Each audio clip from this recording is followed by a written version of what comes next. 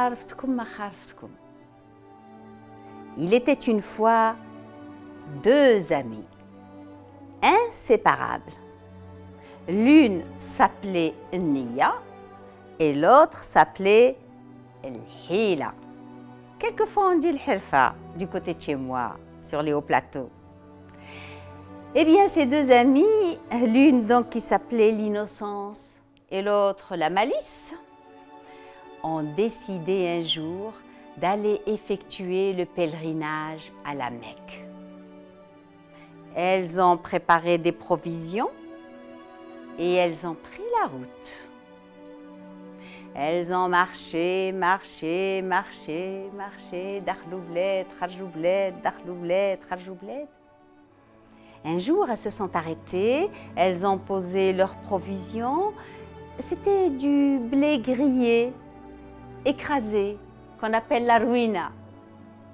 Il suffit de mélanger ces céréales avec un peu d'eau et de s'en régaler durant les longs voyages.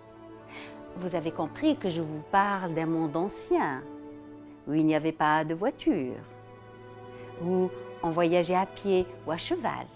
En tous les cas, Nia ou Hila voyageaient à pied. Au moment de manger, donc, Hila a dit à Nia, « Yeah, Nia, on va d'abord manger ta ruina et quand il n'y en aura plus, on mangera la mienne. » Nia, qui est Nia, c'est-à-dire innocente, a accepté. Et elle a partagé avec Hila. Et c'est ainsi qu'elles ont voyagé, et Nia partagé, jusqu'au jour où son sac était vide. C'était au tour de Hila de partager. Et bien Hila, qu'est-ce qu'elle a fait? Elle a sorti son sac, elle a mélangé sa ruina, elle a commencé à manger toute seule. Mais tu m'as oublié, a dit Nia. Non, je t'ai pas oublié. Mais tu ne me donnes pas à manger? Non, si tu veux que je te donne à manger, il va falloir que tu me laisses te crever un œil. Comment? Me crever un œil? Mais tu n'y penses pas. Eh oui, avec un œil crevé, tu peux toujours aller à la Mecque. Mais sans manger, tu vas mourir de faim. La pauvre Nia réfléchit, elle a fini par accepter. Et Hila lui a crevé un œil et elle lui a donné à manger. Et elles ont continué le voyage. Elles ont marché, et un autre jour, elles se sont arrêtées. Hila, vous croyez qu'elle allait partager avec Nia? Je pense. Ah, eh bien non. Elle a commencé à manger toute seule et elle a laissé Nia. Et pourtant, elle lui avait déjà crevé un œil. Et quand Nia a réclamé sa part, elle lui a dit, eh bien, si tu veux manger, laisse-moi te crever le deuxième œil. Et à ce moment-là, Nia a réfléchi et elle a pensé innocemment, aveugle, je peux toujours aller au pèlerinage. Mais si je n'ai pas à manger, je vais mourir de faim. Et elle a accepté. Hila, non contente de lui avoir crevé les deux yeux, elle lui a donné à manger, mais elle a abandonné au pied d'un arbre. C'était d'ailleurs le seul arbre qu'il y avait dans cette région désertique. Et elle a continué son chemin toute seule pour la Mecque, où Nia est restée, abandonnée. Tout doucement, elle a commencé à grimper à l'arbre parce qu'elle craignait d'être dévorée par les bêtes sauvages parce que la nuit tombait. Elle s'est cachée dans les feuillages. Tout en tremblant, elle attendait et elle a bien fait de se cacher. Parce qu'au pied de cet arbre se réunissaient tous les soirs les animaux.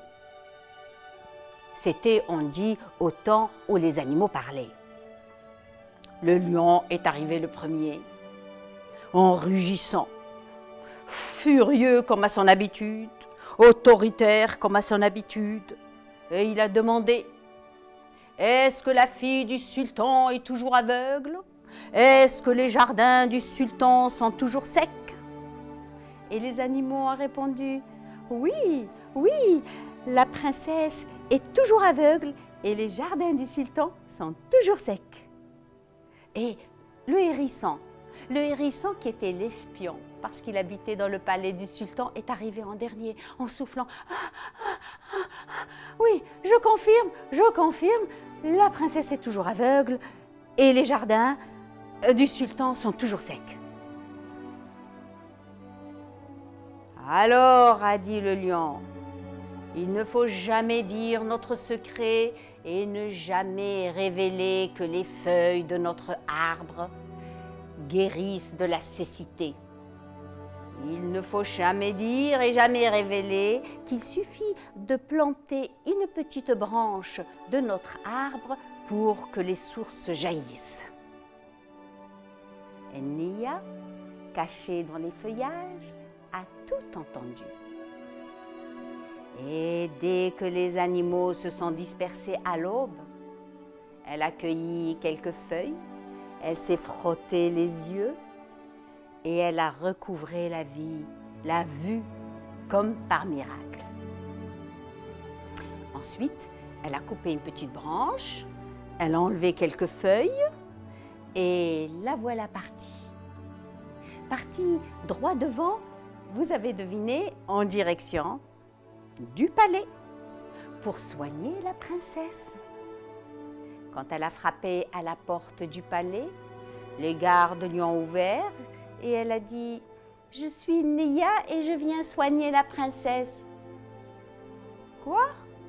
Les plus grands médecins n'ont pas réussi à soigner la princesse et toi, une pauvre mendiante, tu es venue soigner la princesse? Mais non, va-t'en, va-t'en. Et le roi qui a entendu, le sultan, a dit « Mais laissez-la rentrer. Toute personne qui se présente pour soigner ma fille est la bienvenue. » Nia est rentrée dans la chambre de la princesse, elle a pris quelques feuilles, elle lui a frotté sur les yeux et la princesse a recouvré la vue. Ensuite, elle a dit « Conduisez-moi dans le jardin. » Quand elle est arrivée dans le jardin qui était complètement sec, elle a planté la petite branche et la source a jailli. Et c'est depuis ce temps que Nia a été estimée, considérée et qu'elle est restée dans ce pays.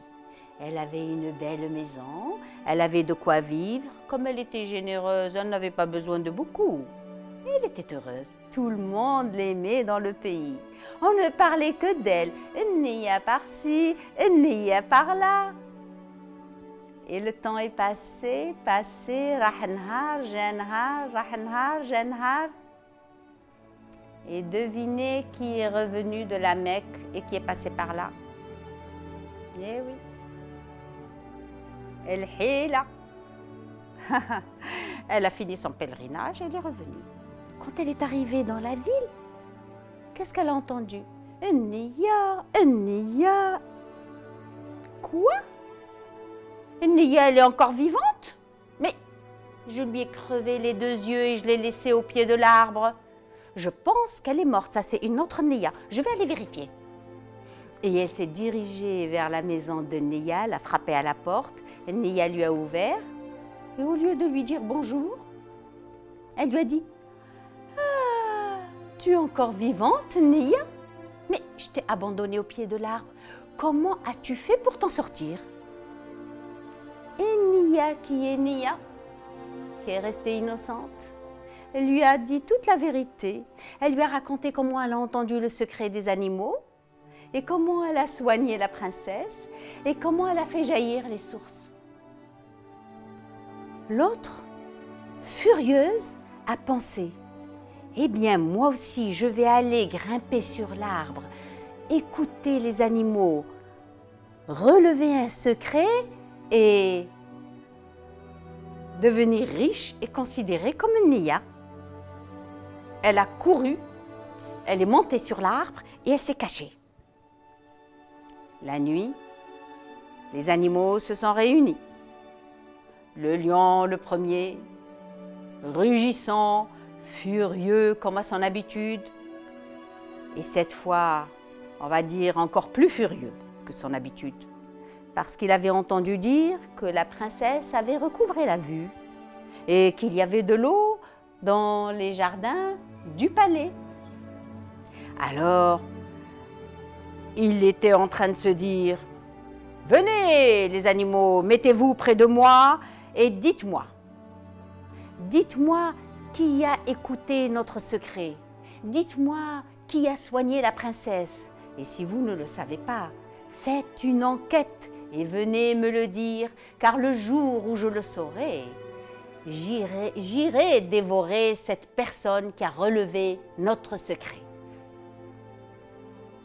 Les animaux ont dit « On ne sait pas, on ne sait pas. » Mais Hila, qui était cachée dans les feuillages, elle a sauté au milieu des animaux et elle a commencé à dire « Moi je la connais, c'est Nia qui a trahi votre secret. »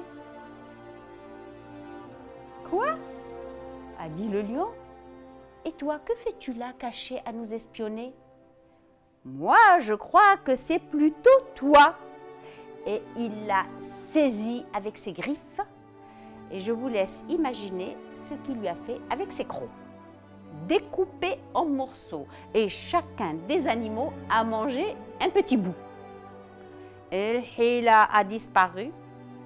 Et Nia a continué à vivre sans jamais savoir ce qu'il était advenu de son ami El Hila. Voici mon histoire. وهي راحت تتكركب وانا قعدت في المركب. Merci.